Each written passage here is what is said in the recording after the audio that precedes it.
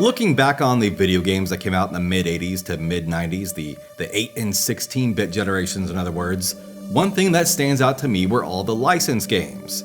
Now obviously this time period wasn't exactly unique, as there are still just as many licensed games being made today as there were back then. But the market was a little different back in the early days, when the video game industry was still very much in its infancy. It's always been less risky to adapt a video game from an established property than it is to create something completely new. Consumers are notoriously reluctant to gamble their time and money on an unfamiliar experience. Video game companies today have 40 years worth of video game history from which they can farm sequels, reboots, and remasters. But in those early days, there weren't nearly as many established video game properties to draw from, so publishers had to lean on other forms of media with brand recognition, namely movies, cartoons, comic books, and even commercial mascots, in marketing campaigns that had received an unprecedented amount of popularity. The Game Boy, which had about 500 games released in America, had roughly 150 licensed games in its library. And that's not even including all the sports games, which I suppose could technically be considered licensed games. Today I'm going to be talking about 3 Game Boy games that were based on popular movies from the early 90s. But before I get started, if there's any licensed games you feel are worth mentioning, go ahead and shout them out in the comment section below. But for now, on to our feature presentation.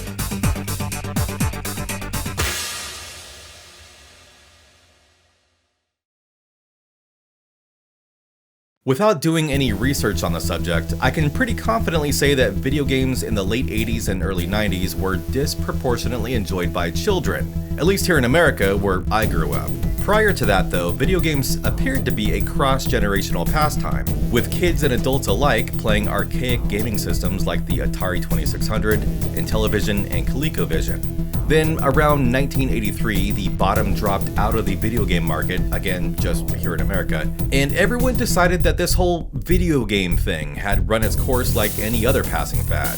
Then the market effectively reset itself as the adults bowed out of the scene and left it to their kids. These kids, who likely had no idea that the video game industry was effectively dead in America, kept on playing their parents' old video game systems, and were thus fully primed to embrace the Nintendo Entertainment System when it came to the US a few years later.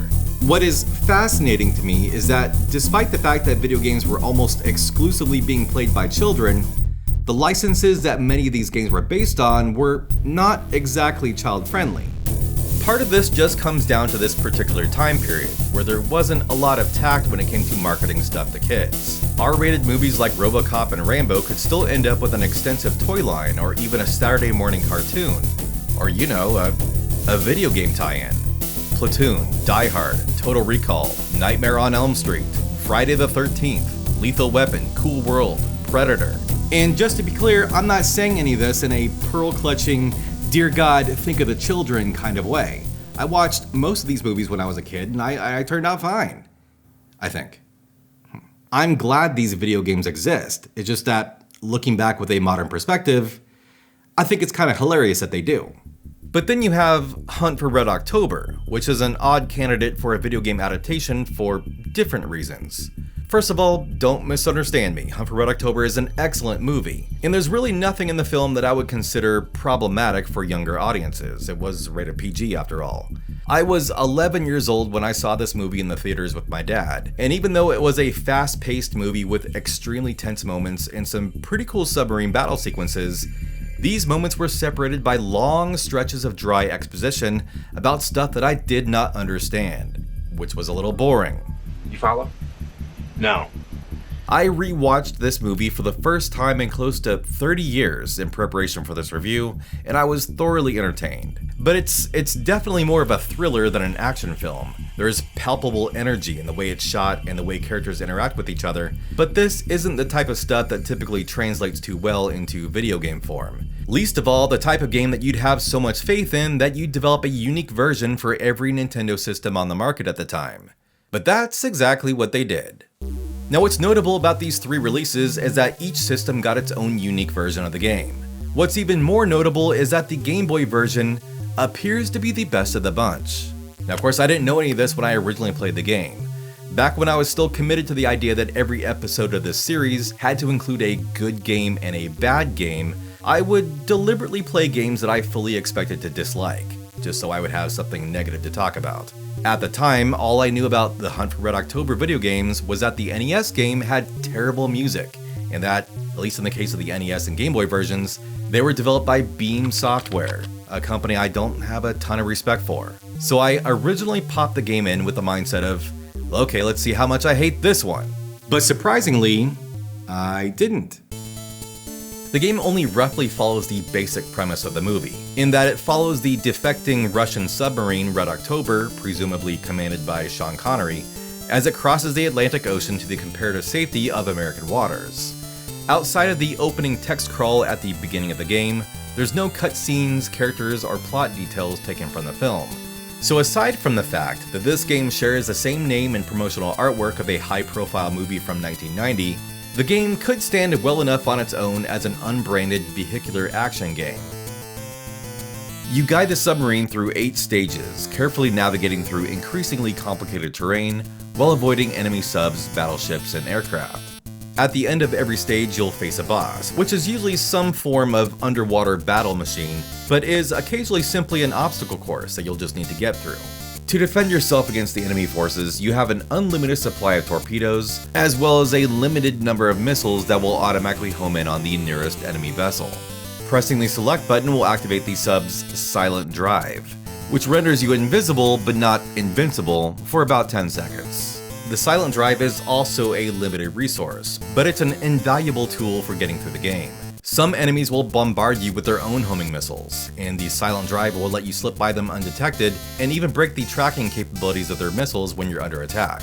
Although you'll definitely need to be conservative with your missiles and the usage of your silent drive, the game does a pretty good job keeping you stocked up along the way, as there are plenty of power-up items scattered around the stages. As long as you aren't too trigger happy with your resources, it's fairly easy to build up a good supply of these items as you make your way through the game, although your stockpile will reset to the default number when you die. And to be clear, I did say when you die, not if, because it's incredibly easy to die in this game.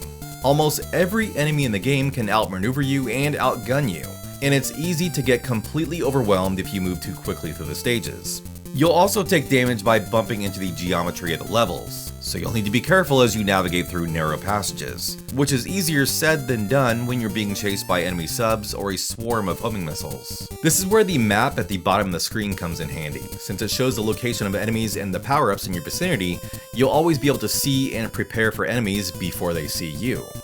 Now, despite how frequently death comes in this game, I wouldn't go so far as to call it difficult. The game is quite generous with its extra lives, and you respawn on the spot when your sub is destroyed. Outside of losing all your power-ups, the penalty for death isn't really that severe, and it doesn't take too long to restock your items again. But speaking of items, you'll need to collect them quickly, as they can be destroyed by enemy fire. Hunt for Red October is hardly what I call one of the Game Boy's best titles, but it is far better than I expected it to be. As long as you have patience for the slow-paced and occasionally frustrating gameplay, this is still a fairly unique action game that is worth a look.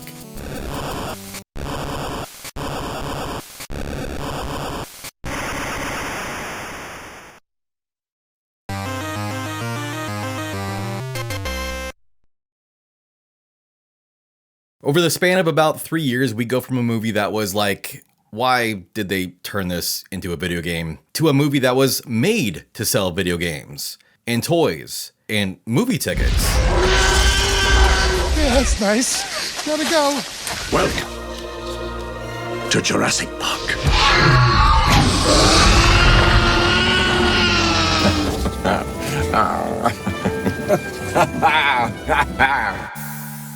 I saw this movie 5 times in the theaters when it first came out, and it's easily one of the coolest movies of the 90s.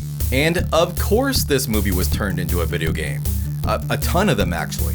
Jurassic Park appeared in some fashion on every video game system on the market in 1993, with a different developer being behind most versions of the game, resulting in a totally unique experience depending on which system you had back then. The version I had was for the Sega Genesis, which was apparently the version that most kids owned back then, as it's one of the best-selling games in the entire Genesis library. However, the least unique Jurassic Park games were the ones that appeared on the handheld gaming systems at the time, with with the Game Gear version being essentially the same as the Master System version, and finally the Game Boy version, which was basically the same as the one that appeared on the NES.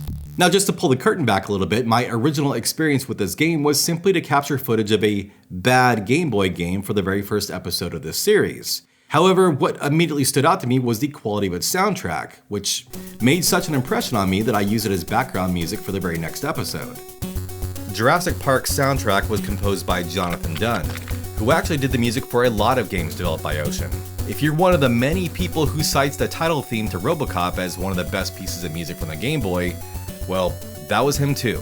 Jurassic Park's soundtrack was the siren song that ultimately drew me back to this game to give it a closer look, and I can absolutely say that it's the best part of this entire game. However, the rest of the game isn't really that bad either. It's a top-down, exploration-based adventure game, and the ultimate goal for the game's 6 stages is to find all the dinosaur eggs in each area. But there's a good variety of secondary objectives as well, like collecting key cards to access locked areas, finding computer terminals to restore power to various parts of the park, or collecting explosives to destroy velociraptor nests. Scattered around the stages, you'll find several different weapon types to defend yourself against the dinosaurs running around each area. There's also a number of mystery boxes laying around, and these will either refill your health, give you a temporary period of invincibility, or explode and take away a huge chunk of your life bar. Although the effect of each box is always the same, meaning that you can learn which boxes to collect and which ones to avoid, the only way to discover what each box does is to roll the dice and find out firsthand. This risk-reward aspect to these stupid mystery boxes is completely unnecessary, and is easily one of the most aggravating mechanics in the game. A significant percentage of these boxes are traps. I don't know if it's a 1-to-1 ratio, but it sure feels like it, and it gets increasingly difficult to remember which boxes are which as you get further into the game.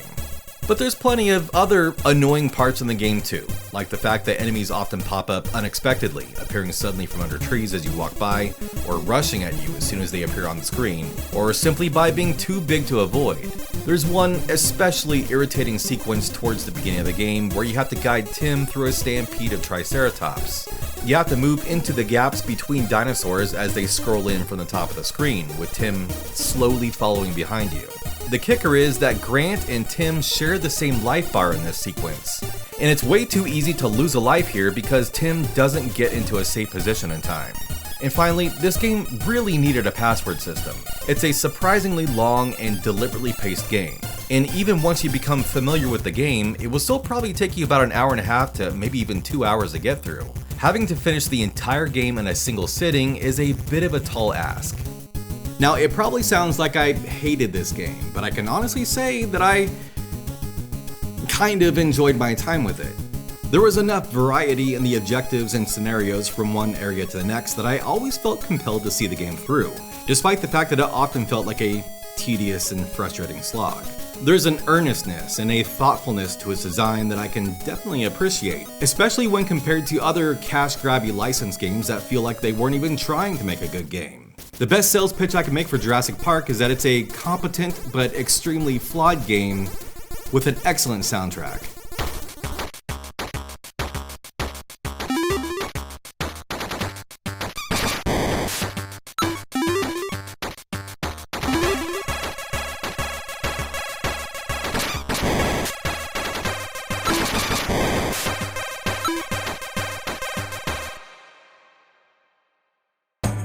Picture this. You're a movie studio or a video game publisher in 1993. You're sitting on one of the most lucrative intellectual properties of the decade. We're gonna make a fortune with this place. The original Jurassic Park and all the merchandising opportunities that sprang from it had just scored everyone a dinosaur-sized paycheck, some more than others of course. The cash flow always has a tendency to dry up without additional stimulation, and the obvious answer in this case would be a series of sequels, namely a sequel to the book, which could then be turned to a sequel to the movie, which could then be used to churn out another round of toys and video games. But going into 1994, there was no sequel in sight. Now, if you're Universal, you play the long game. Michael Crichton would publish the sequel to Jurassic Park titled The Lost World in 1995, which would be adapted into a massively successful movie in 1997, and that would of course drive the next wave of video game tie-ins. But if you're a video game publisher, waiting was not necessarily an option, since the creative rights to third-party intellectual properties don't last forever. But waiting for a theatrical sequel wasn't exactly necessary either. You didn't really need a story to make another Jurassic Park video game. All you really needed was a video game that featured dinosaurs, and of course the Jurassic Park branding to tantalize consumers into spending money on another product. For Sega, the answer was easy. The Genesis version of Jurassic Park was incredibly successful, so they just made, another version of that, and called it Jurassic Park Rampage Edition, which in retrospect is kind of a stupid name. It makes it sound more like a re-release than a true sequel. Ocean, on the other hand, abandoned the slower-paced adventure format of their first games and went for a traditional side-scrolling action style, probably because they had noticed how well this had worked out for Sega. Jurassic Park 2: The Chaos Continues released for the Game Boy and Super Nintendo at the end of 1994, and despite sharing the same name, they were two completely different games. Now obviously I'm only going to be talking about the Game Boy version of the game since that's kind of my thing here, but I have attempted to play the Super Nintendo version a few times over the years, and I really don't like it. The first thing you'll likely notice about the game is the appearance of your main character, who presumably is Alan Grant. Grant has a stumpy character design that kind of makes him look like a stuffed animal, but his walk animation is incredibly smooth and fluid. I'm immediately impressed. The second thing you'll probably notice is the music. Jonathan Dunn returns as music composer for this game, and it appears that he has reused the music from the original game. But the compositions sound clearer and slightly different than before, so I'm guessing what we're hearing here are re-recordings or remixes that he made specifically for this game. Either way, the music is a standout for this title, and even if you never get around to playing this game, it's still worth tracking the soundtrack down and giving it a listen if you have any appreciation for 8-bit chiptunes. The gameplay is much more straightforward than the original game. Now the game plays a bit more like Contra. The A button jumps and the B button shoots. You can aim your shot in 5 directions and duck down to shoot low along the ground. Pressing the select button will cycle your weapons between the rifle and grenades. There's still a bit of exploration required. The objective in every stage is to collect all the ID cards in the area, and there's a handy counter at the bottom of the screen to let you know how many you have to collect. Your route through the island will take you through 4 areas, each themed roughly around the dinosaur boss you'll have to fight at the end of each zone.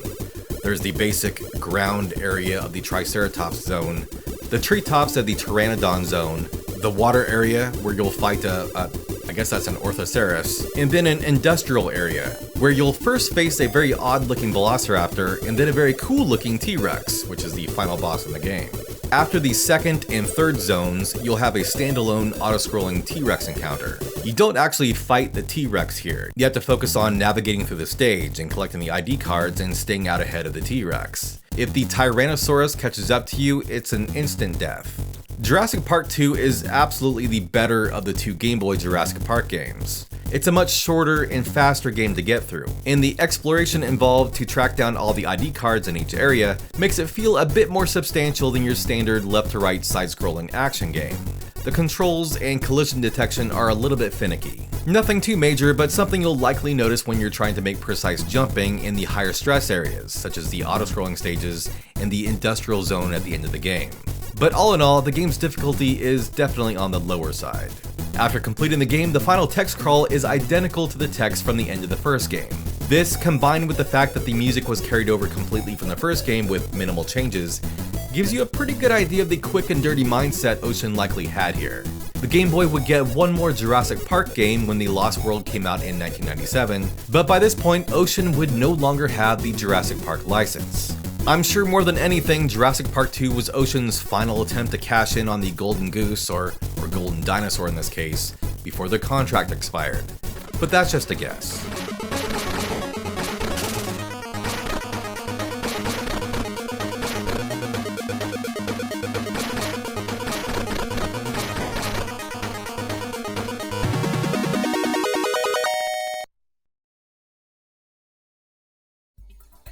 If you made it this far, allow me to formally welcome you to the end of the video.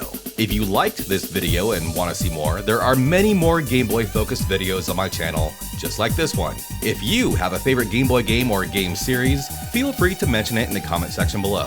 And I'll see you next time on The Good, The Bad, and the Game Boy.